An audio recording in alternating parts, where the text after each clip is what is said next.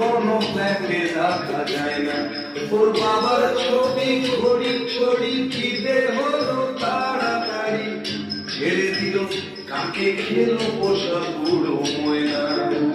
স্বামী স্ত্রী আর অ্যালসেশিয়ানের জায়গা বড়ই কম, আমার ঠিকানা তাই বৃদ্ধাশ্রম।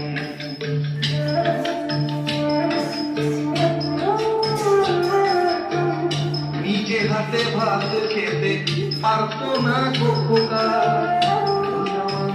না থাকলে দেখি করবি পোকা।